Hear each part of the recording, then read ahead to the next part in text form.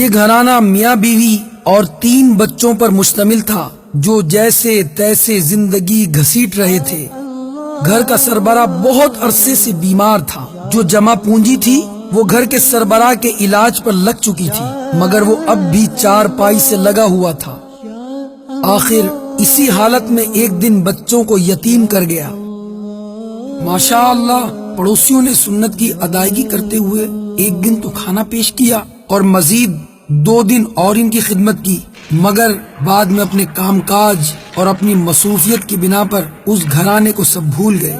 چوتھے روز بھی وہ مصیبت کا مارا گھرانہ کھانے کا منتظر رہا، مگر لوگ اپنے اپنے کام دھندوں میں لگ چکے تھے۔ کسی نے بھی اس گھرانے کی طرف توجہ نہیں دی۔ جب بھی قدموں کی چاپ آتی، انہیں لگتا کوئی کھانے کی تھالی اٹھائے آ رہا ہے، مگر کسی نے بھی ان کے دروازے پر دستک نہ دی۔ ماں تو پھر ماں ہوتی ہے نا، اس نے گھر سے کچھ روٹی کے سوکھے ٹکڑے ڈھونڈ نکالے، ان ٹکڑوں سے بچوں کو بہلا پھسلا کر سلا دیا۔ اگلے روز پھر بھوک سامنے کھڑی تھی، گھر میں تھا ہی کیا جسے بیچا جاتا۔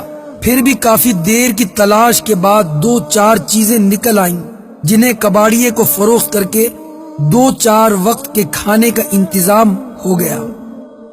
جب یہ پیسے بھی ختم ہو گئے تو پھر جان کے لالے پڑ گئے۔ بھوک سے نڈھال بچوں کا چہرہ ماں سے دیکھا نہ جاتا۔ 7ویں روز بیوہ ماں خود کو بڑی سی چادر میں لپیٹ کر محلے کی پرچون کی دکان پر جا کھڑی ہوئی۔ دکاندار دوسرے گاہکوں سے فارغ ہو کر اس کی طرف متوجہ ہوا۔ خاتون نے ادھار پر کچھ راشن مانگا تو دکاندار نے نہ صرف انکار کیا بلکہ 2-4 باتیں بھی سنا دیں۔ اسے خالی ہاتھ ہی گھر لوٹنا پڑا۔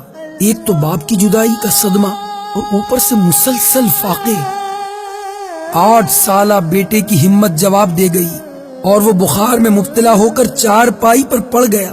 دوا دارو کہاں سے ہو، کھانے کو لقمے ہی نہیں تھے۔ چاروں گھر کے ایک کونے میں دب کے پڑے تھے۔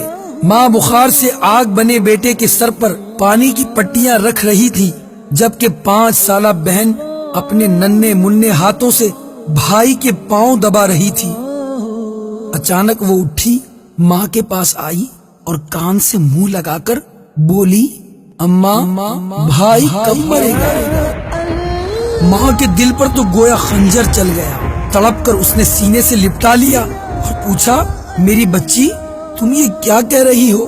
بچی نے بولا، ہاں ماں، بھائی مرے گا نا تو کھانا آئے گا نا۔ میرے میٹھے اور پیارے پیارے اسلامی بھائیوں، اپنے ارد گرد کا جائزہ لیجیے۔